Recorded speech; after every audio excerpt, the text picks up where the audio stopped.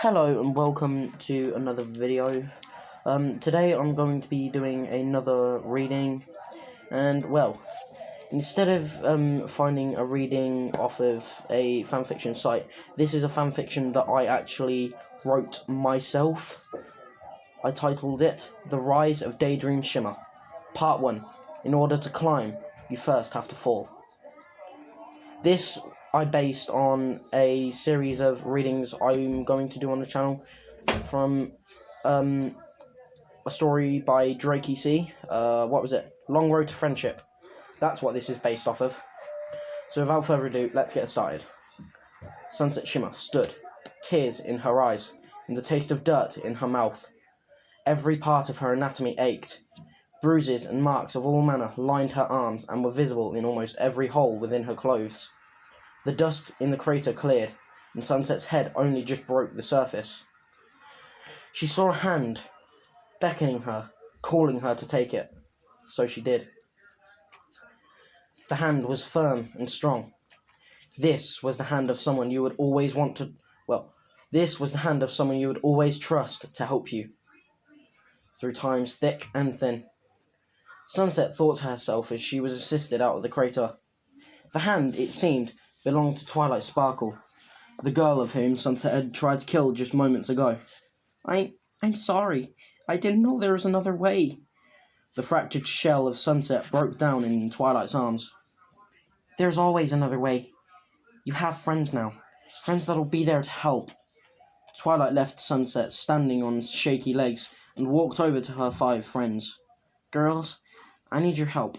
Sunset is really and truly sorry. She's changed, but she has no friends. Rarity stopped Twilight. I know what you're saying, darling, and I'm in. Rarity put her hand in front of her. This action was mimicked seconds after by the other few girls. Sunset had decided against standing, for fear that she would fall over and not be able to get back up again. She had some serious thinking to do.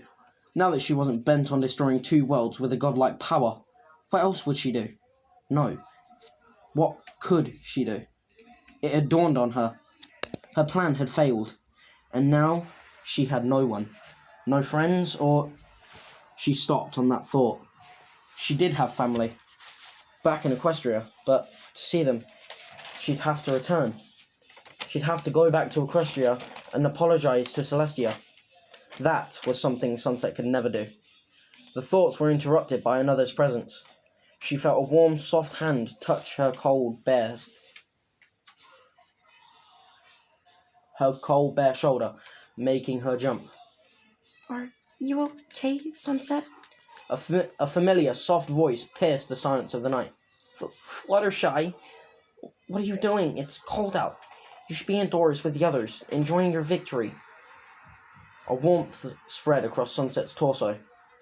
It took her a few minutes to register that Fluttershy had embraced her in a comforting hug. For the second time that night, Sunset's eyes brimmed with tears that fell in a seemingly endless stream. I don't get it, she said. I bullied you. I bullied you the most. Why are you being so nice to me? Fluttershy broke the embrace and sat down next to her former torturer. Like you said, it's cold, and I've noticed you stay at school longer than everyone. Sunset sighed deeply into the cold night.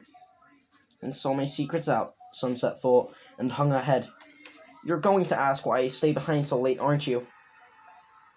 You don't have to say anything if you, don't want to. I just want to help a friend. Sunset's head raised slightly at hearing Fluttershy, her favourite victim, call her a friend.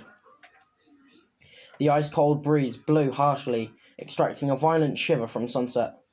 She had to get out of these tattered clothes. But first... You know that me and your friend Twilight are from another world. I came here out of pure ignorance to the magic of friendship, and spite to my mentor, Princess Celestia. Fluttershy nodded, intrigued by the story she was listening to. When I came here, I had nothing. And now I have even less. All this time I've been sleeping wherever, and I was that convinced that this was just a step to ruling Equestria. that I was okay with it. Her cheeks were wet, and tears rolling down. Fluttershy Fluttershy gasped and made a mental decision. Sunset, she said, her voice filling with false confidence. Come with me. Sunset turned her head to look at the pink-haired girl. If you don't mind, that is. Sunset stood up and let the shy girl lead her away. That was The Rise of Daydream Shimmer, Part 1. To climb, you have to fall. I wrote this a few years back now. That's why it's, that's why it's not that good. I recently dug it up out of my bag, and let's just say I had to blow a layer of dust off of it. That's why some of the words were harder to read. I'm going to go over this because this was a story I felt had potential. I started chapter 2, but never finished it. And in case you can't tell, this is a story. Cheese! Voice crack. This was a story on one of my favourite shippings. Sunshine. That's it. I got it. I always get confused with that. Anyway, but yeah, it's I know the story's not that good. I just thought it'd be interesting. It's a good idea, but as I said, I'm going to be editing it. I'm going to be rewriting it, and well, let's just say I'll keep you noted on how it's going.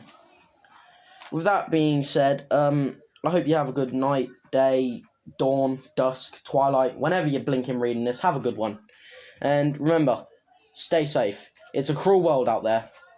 Sayonara.